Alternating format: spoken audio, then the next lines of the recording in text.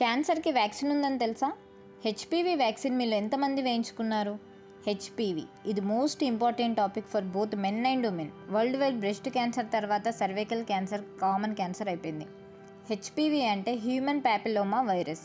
ఇది మోస్ట్ కామన్గా sexually transmitted disease. Rare కేసెస్లో మాత్రమే during child birth mother to చైల్డ్కి వస్తుంది.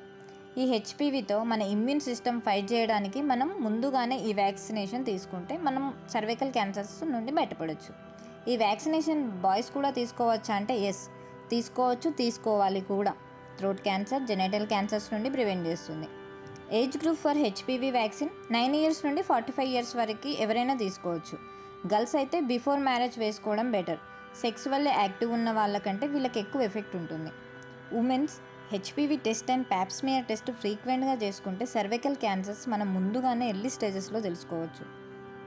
పేరెంట్స్గా పిల్లలకి ఎడ్యుకేషన్ అండ్ బెస్ట్ లైఫ్తో పాటు హెల్త్ ప్రొటెక్షన్ కూడా ఇవ్వడం మన రెస్పాన్సిబిలిటీ. ఈ చిన్న డిసిషన్ మీ పిల్లల్ని ఫ్యూచర్లో క్యాన్సర్ నుండి కాపాడవచ్చు. వీడియో నచ్చితే ప్లీజ్ సబ్స్క్రైబ్.